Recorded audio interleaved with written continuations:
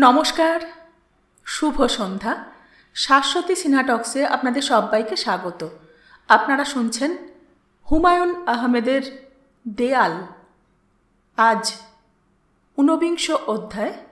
এই অধ্যায়ের নাম অবন্তীকে লেখা হাফেজ জাহাঙ্গীরের চিঠি। শুরু করি। অবন্তীকে লেখা হাফেজ জাহাঙ্গীরের চিঠি। পত্নী মায়মুনা, আসসালাম আলাইকুম।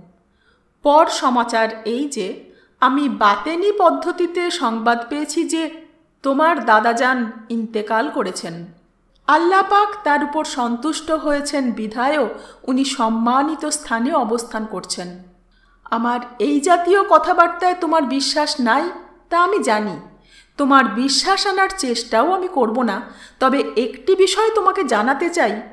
আমি নবী একরিমের একটি সুন্নত সারা জীবন পালন করেছি, তা হলো মিথ্যা না বলা। আমার একার চেষ্টায় তা সম্ভব হয় নাই, আল্লাহ পাকের অসীম করুণায় সম্ভব হয়েছে। কাতল মাছে বিষ মিশানোর বিষয়ে তুমি আমাকে কঠিন অভিযোগে অভিযুক্ত করেছিলে। তোমার অভিযোগ ছিল বিষ মিশানোর বিষয়টি মিথ্যা। আমি দরবার শরীফের ভাব উজ্জ্বল করার জন্যে মিথ্যাচার করেছি। মায়মুনা, তোমার অভিযোগ শুনে আমি মনে কষ্ট পেয়েছিলাম, কিন্তু তর্কে যাই নাই। আমি তর্ক বিতর্ক পছন্দ করি না। আল্লাহ পাক আমাকে অভিযোগ থেকে মুক্তির ব্যবস্থা করেছেন। ভৈরবের যে বাবুর্চি এই কাজ করেছিল সে অপরাধ স্বীকার করে তওবা করার জন্যে আমার কাছে এসেছিল। আমি দরবার শরীফের বাবুর্চি হিসাবে তাকে নিয়োগ দিয়েছি। কোনো একদিন তার সঙ্গে তোমার নিশ্চয়ই দেখা হবে। তুমি ঘটনা বিস্তারিত জানবে। মায়মুনা, তোমাকে নিয়ে একটি স্বপ্ন দেখে মন অস্থির হয়েছিল। স্বপ্নের তাবির বের করার পর অস্থিরতা কমেছে। আগে স্বপ্নটা বলি, তারপর তার তাবির বলবো। শুক্লপক্ষের রাতে ফজরের আজানের আগে আগে স্বপ্নটা দেখি। স্বপ্নে তুমি হুজরাখানায় মুসল্লিদের উদ্দেশ্যে কি যেন বলছো। মুসল্লিরা আগ্রহ নিয়ে তোমার কথা শুনছেন। মুসল্লিদের মধ্যে আমিও আছি। আমি অবাক হয়ে দেখছি তুমি সম্পূর্ণ নগ্নগাত্র, শরীরে একটা সুতাও নাই। এই ধরনের স্বপ্ন দেখলে অস্থির হওয়াটা স্বাভাবিক। আমি অল্প সময়ে স্বপ্নের তাবির বের করে মনে প্রভূত শান্তি পেয়েছি। স্বপ্নের তাবির হলো, পোশাক মানুষের আবরণ, পোশাক মানুষকে ঢেকে রাখে। পোশাক হলো পর্দা। তুমি সবার সামনে উপস্থিত হয়েছ পর্দা ছাড়া, অর্থাৎ তুমি কোনো রকম ভনিতা ছাড়া নিজেকে প্রকাশ করেছ। আলহামদুলিল্লাহ। বাতেনি জগতে সংবাদ আদান প্রদান হয় প্রতীকের মাধ্যমে। এই সব প্রতীকের ব্যাখ্যা জটিল হয়ে থাকে। আমার জানা মতে একমাত্র বড় পীর সাহেবই প্রতীকের নির্ভুল ব্যাখ্যা করতে পারতেন। মায়মুনা, বাতেনি জগতের নানান বিষয় নিয়ে তোমার সঙ্গে আলাপ করার আমার শখ ছিল। যেমন মানুষের বেলায়েতি ক্ষমতা, যা আমার পিতার ছিল, আমার নাই। তোমাকে আমার সঙ্গে জোর করে বিবাহ দিবার কারণে তুমি ওনার প্রতি নারাজ। মুখে তুমি কোনোদিন কিছু না বললেও আমি তা বুঝতে পারি। মায়মুনা, আমার পিতার উপর থেকে তুমি নারাজি ভাব দূর করো। উনার মতো জ্ঞানী মানুষ আমি দেখি নাই। উনি হাদিস, তাফসীর, ফেকা, মন্তেক, হেকমত, বালাগাত, উছুল, আকায়েদ এবং ফরায়েজ জ্ঞানে জ্ঞানী ছিলেন। উনি চোখের সামনে ভবিষ্যৎ দেখতে পেতেন। তোমার ভবিষ্যতও উনি নিশ্চয়ই দেখেছিলেন। দরবার শরীফে জিনের আগমন এবং জিন কর্তৃক দোয়া পাঠের কার্যক্রম তিনি শুরু করেছিলেন। আমি জানি এই বিষয়ে অনেকের মতো তোমার মনেও সন্দেহ আছে। এই বিষয়ে আমার পিতার কি বক্তব্য তা তোমাকে জানাতে ইচ্ছা করি। উনাকে জিন বিষয়ক কোনো প্রশ্ন করা হলে উনি মহাকবি খসরুর একটি শায়ের পাঠ করতেন। শায়েরটি হল, খলক মি গোয়েদ কে খসরু ভুল পুরস্তি মিকুনদ, আরে আরে মিকুম বা খলকে আলম কার নিস্ত। এর অর্থ, লোকে বলে খসরু ভূতের পূজা করে। সত্যই আমি তাই করি। ইহা আমার ব্যক্তিগত ব্যাপার। প্রিয় মায়মুনা, আমার ধারণা আমার পিতারও কিছু ব্যক্তিগত ব্যাপার ছিল। যেমন হুজরাখানায় জিনের আগমন, জিন কর্তৃক মিলাদ পাঠ। জিনের আগমন এবং মিলাদ পাঠ যে ভুয়া তা আমি অল্প বয়সেই ধরতে পারি। আকিকুন্নিসা নামের এক খর্বাকৃতি কুদর্শন মহিলা হাফেজিয়া মাদ্রাসার ছাত্রী পাঞ্জাবি পরিধান করে জিন সেজে লাফালাফি করত। শূন্যে লাফ দেওয়ার তার অস্বাভাবিক ক্ষমতা ছিল। দূর থেকে দেখলে মনে হতো সে শূন্যে ভাসছে। পিতার মৃত্যুর পর আমি জিন আনা খেলা বন্ধ করেছি। তবে মায়মুনা জিন অস্বীকার করবে না। পবিত্র কোরআন শরীফে অনেকবার জিনের কথা বলা হয়েছে। পবিত্র কোরআন শরীফে জিন নামে একটি সূরাও আছে। আমি আমার জীবনে 2 বার জিনের সাক্ষাৎ পেয়েছি। জাত হিসাবে এরা উগ্র এবং খানিকটা নির্বোধ। তোমার সঙ্গে যদি কখনো দেখা হয় তাহলে এই বিষয়ে বলবো ইনশাল্লাহ। তোমাকে অতি দীর্ঘ পত্র লিখলাম কারণ আমার মন দুর্বল। মন দুর্বল অবস্থায় মানুষ বাচাল হয়, চিঠিপত্রেও বাচালতা প্রকাশ পায়। আমার দুর্বল মনের কারণ হলো আমি অসুস্থ, প্রচণ্ড কাশি হয়, কাশির সঙ্গে মাঝে মাঝে রক্ত যায়। আমার ধারণা যক্ষ্মা। আমি কোনো চিকিৎসা নিচ্ছি না, আল্লাহ পাকের কাছে নিজেকে সোপর্দ করেছি। আল্লাহ শাফি, আল্লাহ কাফি। ইতি হাফেজ জাহাঙ্গীর। দীর্ঘ চিঠির অতি সংক্ষিপ্ত জবাব অবন্তী পাঠালো। তার চিঠি: হাফেজ সাহেব, আমার বাবা ঘোর নাস্তিক। তিনি কোনো কিছুই বিশ্বাস করেন না, তবে মানুষের ক্ষমতায় বিশ্বাস করেন। চিকিৎসা বিজ্ঞান মানুষের বিশাল অর্জন। আপনি চিকিৎসা নেবেন, আপনার প্রতি এই আমার অনুরোধ। আরেকটা কথা, মায়মুনা সম্বোধনে কখনোই আমাকে চিঠি লিখবেন না। আমি মায়মুনা না, আমি অবন্তী। ইতি অবন্তী। হাফেজ জাহাঙ্গীরের চিঠি পোস্ট করার 1 ঘন্টার মধ্যে অবন্তী তার ঘোর নাস্তিক বাবার এক আস্তিক পত্র পেল। তার চিঠিটি এই: মা অবন্তী, কুটকুট ভুটভুট মুটমুট। তোমার মায়ের সেবা যত্ন এবং মুখের কঠিন বাক্যবাণে আমার শরীর অনেকখানি সেরেছে। ডাক্তার বলেছে লিভার ফাংশন প্রায় স্বাভাবিক হয়ে এসেছে। ডাক্তার অবাক, আমিও অবাক। আমি ভেবেছিলাম শেষটায় লিভার সিরোসিস হবে, তারপর মহান মৃত্যু। বন্ধু খালেদ মোশাররফ গিয়েছে যেই পথে, আমিও যাব সেই পথে। তার মৃত্যু হয়েছে গুলি খেয়ে, আমার মৃত্যু হবে সিরোসিস খেয়ে। কয়েকদিন আগে শুনলাম কর্নেল তাহেরও বন্দী। ব্যাপারটা কি?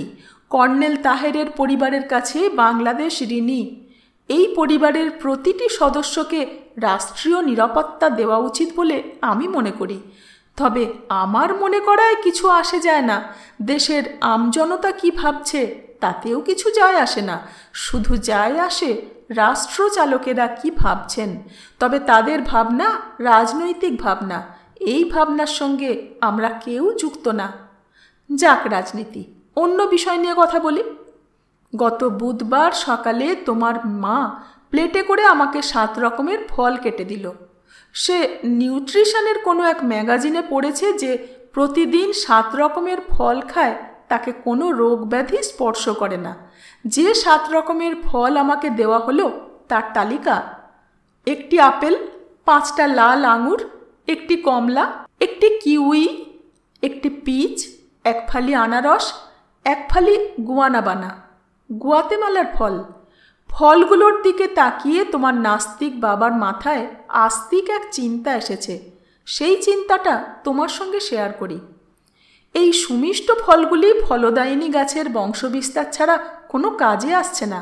ফলগুলির লক্ষ্য মানুষ এবং পাখি। পশুরা ফল পছন্দ করে না। গাছেরা কি জানে এই ফল সে কেন দিচ্ছে? অবশ্যই জানে না। তাহলে অন্য কেউ জানে, যার ইশারায় ঘটনা ঘটছে। পৃথিবীতে পাখি ও মানুষের আসার আগেই ফলদায়িনী বৃক্ষরাজি এসেছে। অর্থাৎ কেউ একজন পাখি ও মানুষের আহারের ব্যবস্থা করে রেখেছেন। মা শোনো, এখন আমার মাথায় বই লেখার এক চিন্তা এসেছে। বইয়ের নাম অ্যান অ্যাথেইস্টস গড। বইয়ের প্রথম লাইন লিখে ফেলেছি। যে কোনো গ্রন্থের প্রথম লাইন লেখাটাই সবচেয়ে দুরূহ কর্ম। প্রথম লাইনটি হলো, every creation started from zero, is it so? ইতি, তোমার বাবা। নাস্তিক নাম্বার 1, আস্তিক নাম্বার 1। হাফেজ জাহাঙ্গীর অবন্তীর চিঠির নির্দেশের কারণেই ময়মনসিংহে ডাক্তার দেখাতে গেলেন। অল্প বয়সী ডাক্তার নানান পরীক্ষা নিরীক্ষা করে বললেন, মৌলানা সাহেব, আপনার জন্যে একটি দুঃসংবাদ আছে। হাফেজ জাহাঙ্গীর বললেন, আমার কি টিবি হয়েছে? ডাক্তার বললেন, টিবি হওয়া কোনো দুঃসংবাদ না, টিবির চিকিৎসা আছে। আমার ধারণা আপনার ফুসফুসে ক্যান্সার হয়েছে। হাফেজ জাহাঙ্গীর বললেন, ক্যান্সারের চিকিৎসা নাই? ডাক্তার বললেন, আছে, সেই চিকিৎসা ফুসফুস ক্যান্সারে প্রায়ই কাজ করে না। আপনি ঢাকায় যান, ক্যান্সার হাসপাতালে ভর্তি হয়ে যান। হাফেজ জাহাঙ্গীর ঢাকায় গেলেন না, হুজরাখানায় ফিরে এলেন। তাকে খুব বিচলিত মনে হলো না। হুজরাখানার কাজকর্ম আগের মতোই চলতে লাগলো। প্রতি ওয়াক্ত নামাজের শেষে বিশেষ এক দোয়ায় তিনি বলতে লাগলেন, হে আল্লাহ পাক, তুমি আমার জন্যে যা নির্ধারণ করে রেখেছ তাই আমার জন্যে যথেষ্ট। এই সময়ে হাফেজ জাহাঙ্গীরকে নিয়ে কিছু গল্প গাঁয়ে ছড়িয়ে পড়তে লাগলো। একটি গল্প উল্লেখ করা যেতে পারে। কার্তিক নামের মধ্যবয়স্ক মানুষ, পেশায় স্বর্ণকার, সে ঢাকায় যায় স্বর্ণ কিনতে। তার সঙ্গে 18,000 টাকা। সে পড়ে ছিনতাইকারীদের হাতে, তার সর্বস্ব খোয়া যায়। ছিনতাইকারীরা তার তলপেটে ছোড়া মেরে তাকে রাস্তার পাশে নর্দমায় ফেলে যায়। কার্তিক তলপেটে হাত রেখে বলতে থাকে, বাবা হাফেজ জাহাঙ্গীর, আমাকে বাঁচান। এই সময় সে দেখে হাফেজ জাহাঙ্গীর তার পাশে দাঁড়ানো। হাফেজ জাহাঙ্গীর বললেন, চোখ বন্ধ করে আমার হাত ধরেন। কার্তিক তাই করল। এক সময় হাফেজ জাহাঙ্গীর বললেন, চোখ মেলুন। কার্তিক চোখ মেলে দেখে সে ঢাকা মেডিকেল কলেজের ইমার্জেন্সির বারান্দায় শোয়া। কিছুক্ষণের মধ্যেই তার চিকিৎসা শুরু হয়। 11 দিনের মাথায় সে সুস্থ হয়ে গ্রামে ফিরে এই গল্প জনে জনে বলতে শুরু করে। এক বিশুদ্ধবার রাতে হাফেজ জাহাঙ্গীর কার্তিককে ডেকে পাঠালেন। কার্তিক এসে সাষ্টাঙ্গে প্রণাম করল। হাফেজ জাহাঙ্গীর বললেন, আপনি যে গল্পটা জনে জনে বলে বেড়াচ্ছেন, গল্পটা কি সত্যি? কার্তিক বলল, যদি সত্যি না হয় তাহলে যেন আমার মাথায় বজ্রাঘাত হয়, আমি যেন নির্বংশ হই। হাফেজ জাহাঙ্গীর বললেন, এমন কঠিন শপথে যাবেন না। আপনার গল্প সত্যি না। সত্যি হলে আমি জানতাম। আপনি প্রবল ঘোরের মধ্যে আমাকে দেখেছেন। অন্য কেউ আপনাকে হাসপাতালে পৌঁছে দিয়েছে, আমি না। কার্তিক বলল, আপনি আমাকে হাসপাতালে পৌঁছে দিয়েছেন? আমার যে হাত আপনি ধরেছিলেন সেই হাতে এখনো আতরের গন্ধ। বাবা, আপনি আমার হাত তাকে দেখেন? হাফেজ জাহাঙ্গীর দীর্ঘ নিঃশ্বাস ফেলে বললেন, মানব জাতির স্বভাব হচ্ছে সে সত্যের চেয়ে মিথ্যার আশ্রয়ে নিজেকে নিরাপদ মনে করে। 49 অধ্যায় এখানেই শেষ। শুরু করছি 20 অধ্যায়। এই অধ্যায়ের নাম শফিক এবং সিআইডি ইন্সপেক্টর শেখ হাসানুজ্জামান খান। শুরু করি। শফিক এবং সিআইডি ইন্সপেক্টর শেখ হাসানুজ্জামান খান। স্থান পুলিশ হেডকোয়ার্টার, রাজারবাগ। তারিখ 27 নভেম্বর। সময় সন্ধ্যা 7টা। শফিকের চোখ বন্ধ করে রাখা হয়েছে। ফাঁসির সময় যে ধরনের কালো টুপি আসামিকে পরানো হয় সেরকম একটা টুপি শফিককে পরানো। শফিকের কেমন অদ্ভুত লাগছে। সে নানান ধরনের শব্দ শুনতে পাচ্ছে। চোখে কিছু দেখতে পাচ্ছে না বলেই কি এত শব্দ? ঘুঘু পাখির ডাক শোনা যাচ্ছে। পুলিশ হেডকোয়ার্টারে নিশ্চয়ই ঘুঘু বাসা বাঁধবে না। আপনার নাম? শফিক। শুধু শফিক? আগে পেছনে কিছু নেই? মোহাম্মদ কিংবা আহমেদ? পেছনে আহমেদ আছে স্যার, শফিক আহমেদ। প্রশ্ন করলে এমনভাবে জবাব দেবেন যেন দ্বিতীয়বার একই প্রশ্ন করতে না হয়। আমার সময় তেমন মূল্যবান না, তারপরেও সময় নষ্ট করবেন না। জি আচ্ছা। টেবিলে আলপিন দেখতে পাচ্ছেন? জি না, পাচ্ছি না, আমার চোখ বন্ধ। চোখের কাপড় সরিয়ে দিচ্ছি। এখন বলুন, কয়টা আলপিন? একজন পেছন থেকে শফিকের মাথার টুপি সরিয়ে দিল। শফিকের চোখে ধাঁধা লেগেছে, মনে হচ্ছে ঘরে সার্চলাইট জ্বলছে। সে চোখ কচলাতে কচলাতে বলল, স্যার 9টা আলপিন। ভালো মতো গুনে বলুন। স্যার 10টা। কোনো প্রশ্নের মিথ্যা উত্তর দিলে একটা আলপিন নখের নিচে 1 ইঞ্চির মতো ঢুকিয়ে দেব। 10টা ভুল উত্তর দেবেন, 10 আঙুলে 10টা আলপিন নিয়ে হাজতে ফিরে যাবেন। বুঝতে পারছেন? জি স্যার। কর্নেল তাহেরকে চেনেন?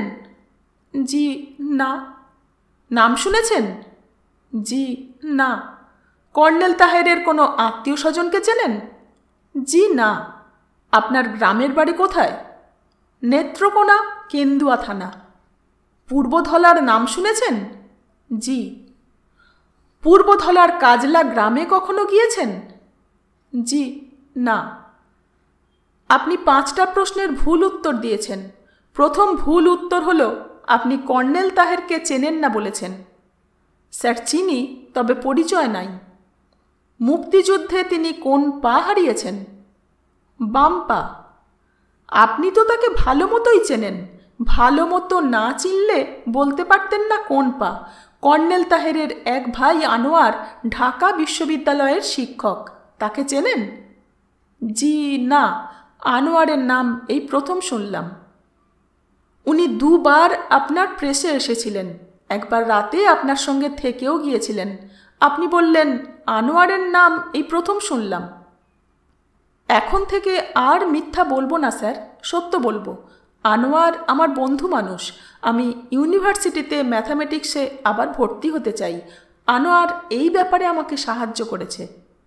আমি এখন আপনার ডান হাতের তর্জনীতে একটা আলপিন ঢুকাবো, আবার কিছু প্রশ্ন করব।